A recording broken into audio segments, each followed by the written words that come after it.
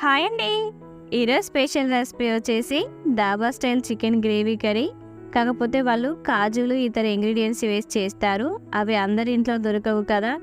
అందరి ఇంట్లో కామన్గా దొరికే ఇంగ్రీడియంట్స్తో సింపుల్గా టేస్టీగా చాలా త్వరగా ఎలా చేసుకోవాలో ఇప్పుడు నేను మీకు ఈ వీడియోలో చూపిస్తాను.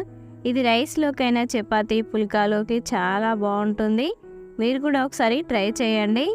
ముందుగా బాండీ పెట్టుకొని 2 టేబుల్ స్పూన్ ధనియాలు, 4 ఇలాచీలు, ఇంచు దాల్చిన చెక్క, 7 లేదా 8 లవంగాలు, 2 టేబుల్ స్పూన్ వరకు ఎండు కొబ్బరిని వేసుకోండి. దీని ప్లేస్లో మీరు పచ్చి కొబ్బరినైనా తీసుకోవచ్చు.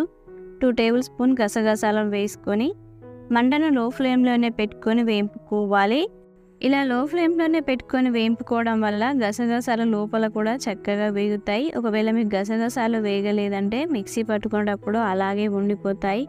ఇలా దూరగా వేగిన తర్వాత స్టవ్ ఆఫ్ చేసేసి చల్లారనివ్వండి. చల్లారిన తర్వాత ఒక మిక్సీ జార్లను తీసుకొని ఇలా మెత్తని పౌడర్ లాగా చేసుకోవాలి. వాటర్ని వేయకూడదు. ఒకవేళ మీరు వాటర్ వేసారంటే గసగసాలు మిక్సీకి పట్టవు, అలాగే ఉండిపోతాయి.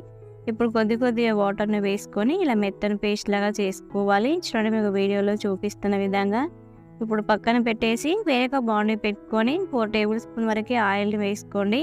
ఇందులో కొంచెం ఆయిల్ ఎక్కువనే ఉండాలి. ఆయిల్ వేడైన తర్వాత హోల్ గరం మసాలాలు వేసుకోండి.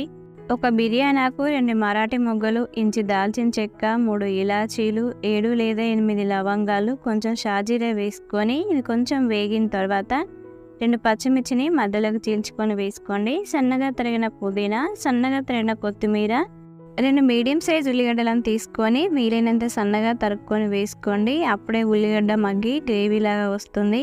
ఉల్లిగడ్డ మగ్గేంత వరకు మూత పెట్టి 5 నిమిషాల పాటు ఉంచుకోవాలి. 5 నిమిషాల తర్వాత చూడండి, ఉల్లిగడ్డ ఇలా వేగిన తర్వాత కలుపుకొని ఇప్పుడు ఇందులో టేబుల్ స్పూన్ వరకు అల్లం వెల్లుల్లి పేస్ట్ని వేసుకోండి. దీంతో పాటు చిటికెడు పసుపును వేసుకొని అల్లం ఉండలు లేకుండా కలుపుకొని పచ్చివాసన పోయేంత వరకు ఉంచుకోవాలి. అల్లం ఖచ్చితంగా పచ్చివాసన పోవాలి, లేదంటే కూర మొత్తం అల్లం వాసన వస్తుంది. అల్లం వేగేంత వరకు మంటను తక్కువనే పెట్టుకొని వేపుకోండి. ఇలా అల్లం చక్కగా వేగిన తర్వాత ఇప్పుడు ఇందులో మనం ముందుగానే మిక్సీ పట్టుకున్న మసాలా పేస్ట్ని వేసుకోండి. పచ్చివాసన పోయి ఆయిల్ సపరేట్ అయ్యేంత వరకు 5 నిమిషాల పాటు ఉంచుకోండి. ఇలా ఆయిల్ సపరేట్ అయిన తర్వాత కలుపుకొని ఇప్పుడు ఇందులో మనం ముందుగానే శుభ్రంగా కడిగి పెట్టుకున్న 1/2 కేజీ చికెన్ని వేసుకోండి. మీరు ఒకవేళ కేజీ చికెన్ తీసుకుంటే ఈ ఇంగ్రీడియంట్స్ని డబుల్ క్వాంటిటీలో తీసుకోండి. ఈ మసాలా పేస్ట్ అంతా ముక్కలకు పట్టేలాగా బాగా కలుపుకోవాలి.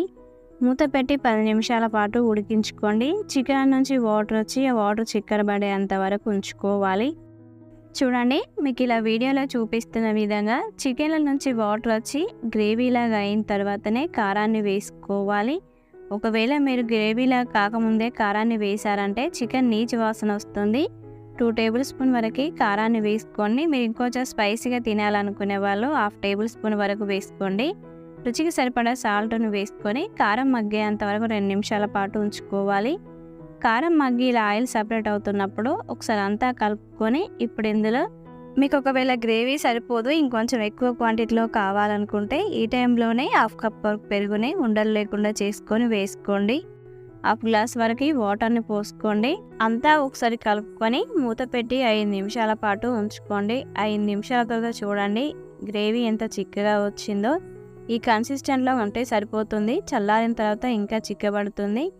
ఇంతే అండి.